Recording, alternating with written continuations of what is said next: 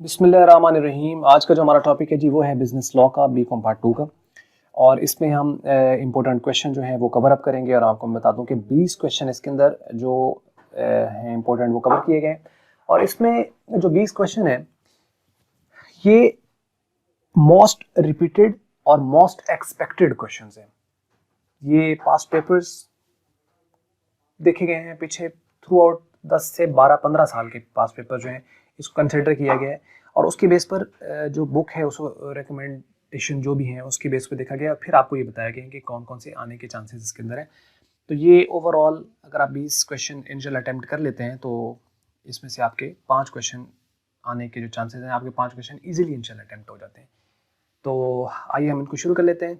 यहाँ पे बात कर रहे हैं कि you have to attempt any 5 question from 8 given questions. 8 दिए गए होंगे, 5 आपको अटेम्प्ट करने हैं। No short question and objective is being asked. ना तो ऑब्जेक्टिव आएगी ना कोई शॉर्ट क्वेश्चन आएगा। Do focus on the complete study of the set subject. पूरा सब्जेक्ट को स्टडी करें, रिकमेंडेड यही है। And each question is of 20 marks. एक क्वेश्चन है वो 20 नंबर का है। Question number 1, explain the rules regarding employers liability for compensation.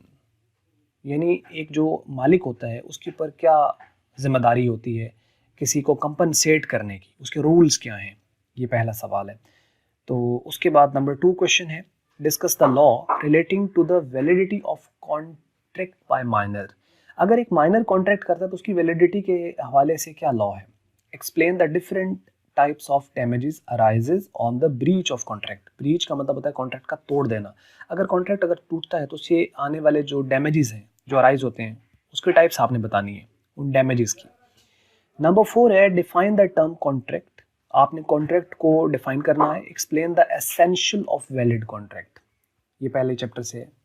Essential यानी जो वैलिड कॉन्ट्रैक्ट है उसके क्या एसेंशियल है, उसके क्या रूल्स रेगुलेशन, उसके बेस क्या है।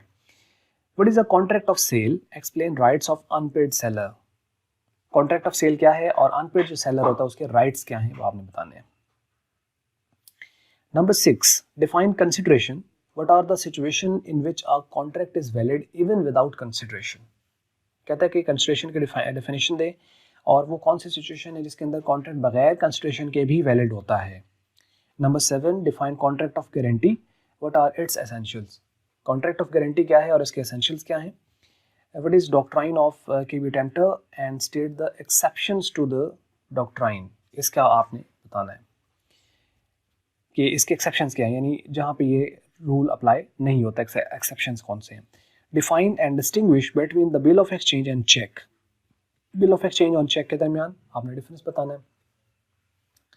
उसके बाद है define common carrier and discuss his rights and duties. इसके राइट्स एंड ड्यूटीज़ क्या हैं। Define trade union, how it is registered. इसको रजिस्टर कैसे किया जाता है। Define bailment, explain rights and the duties of bailee. Bailor और बेली पढ़ा हुआ है बेलमेंट का चैप्टर आपने। Who is surety, when is surety discharge from his liability. Surety कौन होता है और वो अपनी लायबिलिटी से डिस्चार्ज कब होता है। Describe the unfair labour practices on the part of employers and worker. जो अनफेयर लेबर प्रैक्टिसेस हैं एम्प्लॉयर की बेस पे भी और वर्कर्स की बेस पर उनको आपने डिस्क्राइब करना है। What are the powers and the functions of the national industrial relation commission NIRC। NIRC के जो पावर्स हैं और फंक्शंस हैं वो आपने बताने हैं। Define quasi contract, what are its kinds. ये आपने इसकी काइंड्स बतानी है। What is a contract of agency. Contract of agency क्या है। एक्सप्लेन द वेरियस मोड्स और modes by which an agency may be created. जिस तरीके से एजेंसी को क्रिएट किया जा सकता है वो तरीक़ार कौन से वो आप बताएंगे। What are implied conditions and warranties. Implied conditions क्या है और वारंटीज क्या है। What is free consent, discuss the element and the position of the contract when consent is not free.